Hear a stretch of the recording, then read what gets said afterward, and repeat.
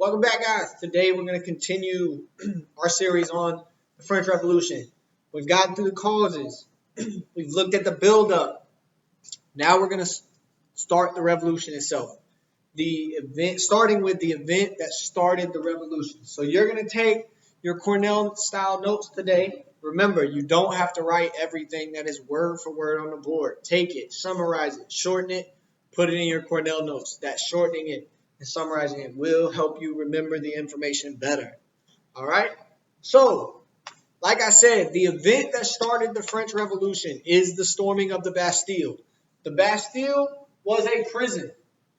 The Bastille was a prison. And so now that the National Assembly has risen to prominence, they've gotten the king to change the voting methods in the Estates Generale. The Constitution that they came up with has been ratified. Louis realizes he needs to do something before he loses all control of France. So he gets everyone together to meet with the National Assembly, but he also brings in guards from Switzerland, so the Swiss guards, to protect him. He feels that he will be in danger if he does not do so. So he brings them in. When people being the National Assembly and those that follow, hear about the Swiss guards, they believe that this is an imminent threat to the National Assembly and the Constitution that was just ratified. And so they start gathering weapons. Now, you can have all the weapons in the world. If you don't have bullets or things that fire out of those weapons, projectiles, gunpowder, etc., your weapons are no good. So they go to a place where they know the gunpowder is stored, and that is the Bastille. And they tear the Bastille apart in order to gather these weapons and gather the ammunition that they need. When this happens on July 14th, it's an angry group of individuals. They're all mad, yelling, screaming, protesting, ranting. And they go into the Bastille and they free the prisoners that are there. They're looking for the gunpowder. They get it. They kill all of the king's guards and they take control of the Bastille. Now, in France, they still celebrate this as Bastille Day. July 14th in France is the U.S. version of July 4th. It is when they believe that's what started their fight for independence and their freedom from the king's rule. And so they do celebrate Bastille Day in France still today. But the key thing that you need to remember is that the French Revolution begins with the storming of the Bastille. This is the first aggressive act by either side to start the revolution. And so a fear starts to sweep across the people of France. People start to panic. They're like, oh, no. Like, it's one thing to talk about it. Now it's time to be about it. And so people start to question, I said a lot of things, but did I actually mean them? Am I actually going to go through with this? Oh, my goodness. And so the rebellion starts to spread, and peasants start to attack their lords, the people that own the land that they're supposedly working on. They start to demand their freedom. They start to demand that they get the same rights of those above them. So right now they're living and working on these lands, but the people that own the land essentially control their freedom. And they start demanding their freedom. They're like, no, we have the same rights as you. We work here. We want what we want. Essentially, falling in line with those Enlightenment ideologies and fighting for the rights that the Third Estate or the National Assembly had established in their Constitution. So not only that, then they get a group of 6,000 women together who are protesting mainly the rising cost of bread, because back then bread was the staple food. It wasn't uncommon for somebody to eat up to a pound of bread a day. They ate bread all the time. It was easy to get, went with everything. Bread was a key staple food. And so women who are at this time are the cookers and they're taking care of the house and helping feed these individuals. They are fighting or protesting because the cost of bread is going up. And so they get together and they start a march. and they lash out at the king and the queen, and they demand immediately that the king leave his palace at Versailles and come back to Paris. Now, this is where I want you to understand something. 6,000 angry women. This is an absolutely terrifying thought for me, because I have seen my mom when she's angry. I've seen my aunt when she's angry. I've seen my fiance when she's angry. One angry female is scary enough. Think about your mom, aunt, grandma. When they get mad, like legitimately mad, it is a horrifying sight. Every time my mom gets mad, I think about the one statement she told me many, many, many times growing up. She brought me into this world. She could take me out, and she could make one just like me. I have a 6-year-old brother, so like half of this is done. It's a very terrifying concept and thought. But now there's 6,000 of them, and they go to the palace at Versailles, and they're beating on the door, and they're beating on the walls, and they finally break through, and they get through their guards, to the point that the guards are jumping out of windows because they're so terrified of this angry group of women that they would rather end it themselves. They're shooting themselves, jumping out of windows. They're committing suicide to avoid being captured by this mob, and they lock the king and queen up in a corner. They're running after Marie Antoinette, literally chanting that they want to tear her limb from limb. Literally, these 6,000 women are debating over what they want to keep as trophies. I want Marie Antoinette's finger. I want Marie Antoinette's ear. They intended, if they got their hands on her, to rip her apart. The king and the queen lock themselves in a chamber. The women are outside. They demand that they leave Versailles. They demand that they come back from Paris, or they come back to Paris, where the 97% is living, where the National Assembly is located, where the Third Estate has very, very strong control. And they do agree that if the mob calms down, that they will return to Paris.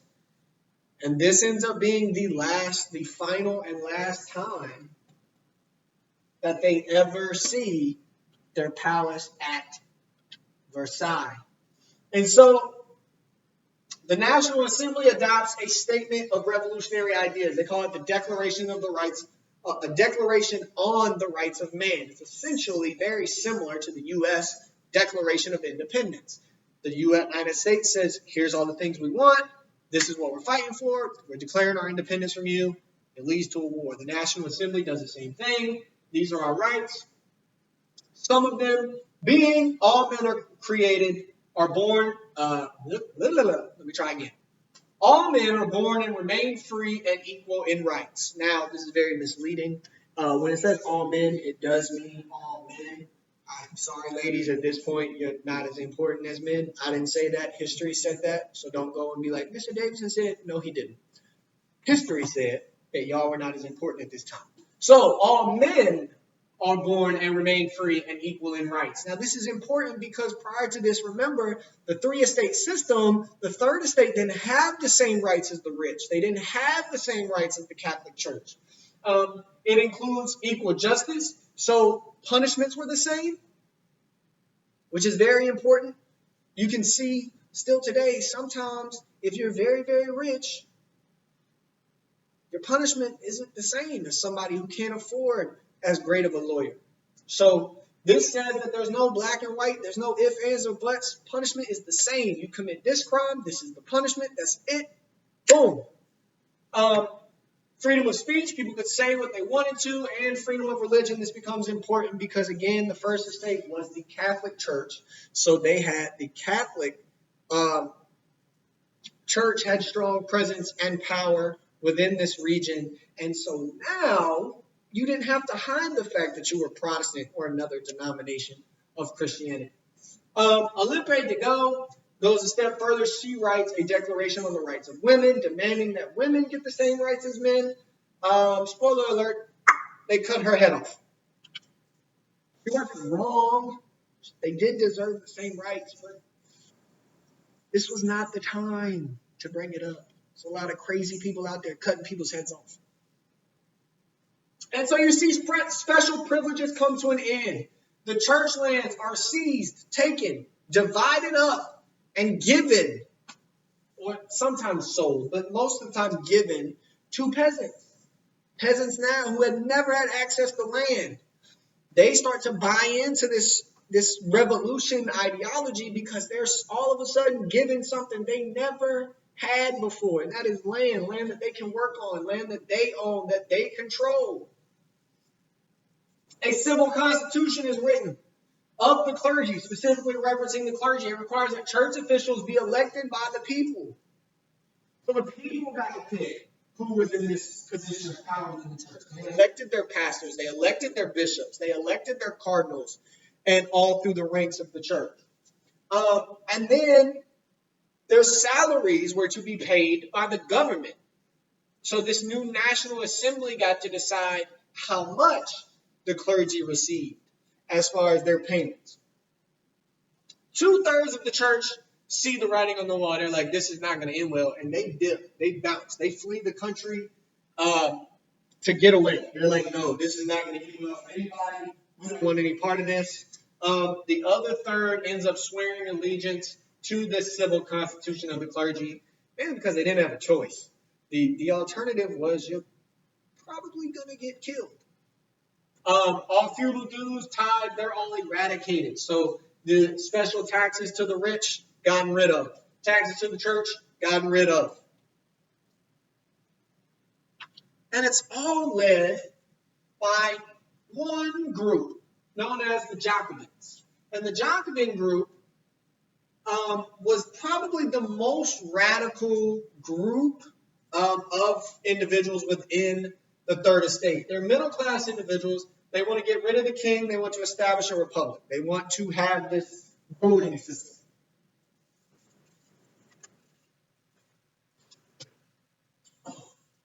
And Jean-Paul Marat and George Danton become the leaders of the Jacobin Group.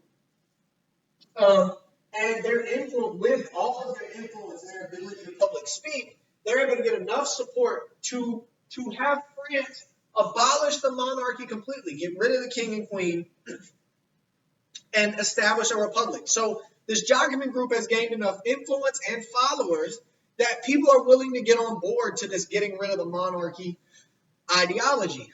Well, what happens is that Marat, Jean-Paul Marat, who is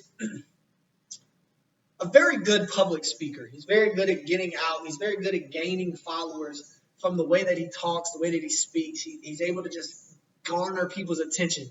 As soon as he walked in a room, he gathered people's attention. The way that he spoke gathered people's attention. The way that he gave his speeches, the passion in which he did it, garnered or gathered people around him, and people would listen. And people would listen to what he had to say, and they would start to buy in because he was very good at public speaking. Well, Marat gets ill with a skin condition that forced him to be in a medicated bath. So for 18 to 20 hours a day, he had to be in this medicated bath to avoid excruciating pain. And so while he's in his medicated bath, he still wants to do his work for the Jacobin Group. And he establishes an open door policy where anybody who had names of people that were against the Jacobins or against the National Assembly in whole, or just against the revolution, or were for the king and queen remaining in power, those names were to be brought to Marat. And then after being brought to Marat, those people were dealt with. Now, I'm not saying that they were murdered. I'm just saying that no one ever saw them again after the names were brought to Marat. And so what happens is that because of his illness, he's forced to work from home. Charlotte Corday, a woman in France who is really afraid of the unknown. She's afraid of what happens if they get rid of the monarchy and the government that takes place. It's a lot of people were afraid of this idea of the unknown of what was to come. And so what she does is she tells Marat, hey, I got a list of names that you're going to want to see. And Marat says, okay, come by at this time. But Charlotte Corday, knowing she doesn't have her list, claims that she has her list of names that she's going to take.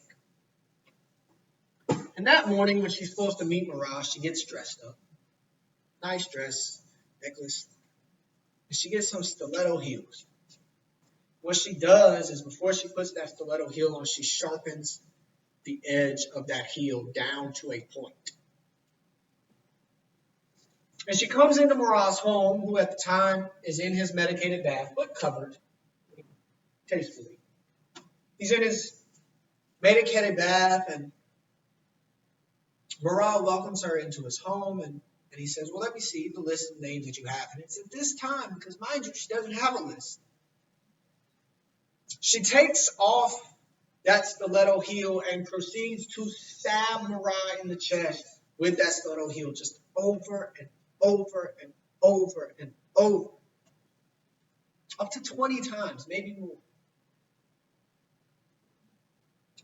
And she honestly believes that she has done the right thing. She believes, okay, I've gotten rid of the voice of the revolution. The one man who, even though Danton and Maximilien Robespierre may have had power within the Jacobin Group, and Robespierre gains more power once Marat leaves, but still, she believes that she's gotten rid of the man who is speaking to people and getting people to buy into this idea.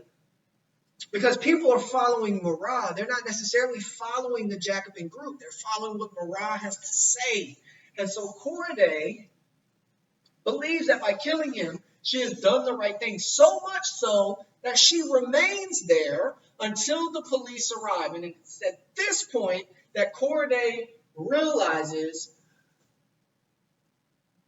the Jacobins had more power than she thought.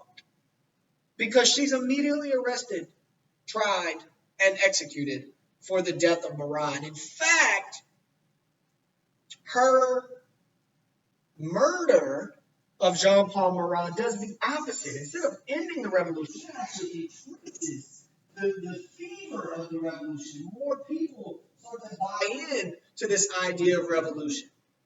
Marat becomes what's called a martyr for the cause. Just like Martin Luther King was a martyr for civil rights, and John F. Kennedy was a martyr for civil rights. These are people who died for their causes. Marat becomes a martyr to the French Revolution and is viewed in the light of religious subjects almost. And so his murder people start to get really mad and really angry. And the king and the queen, who mind you are now in Paris, decide we got to go. We got to get out. This is about to get out of hand. And they plan their escape from Paris. We'll talk about what happens as they plan their escape from Paris in the next video. Be sure to check Canvas for your assignment. We're going to go more in depth into the Jacobin Group. If you have any questions, reach out to me. And as always, you have a great day.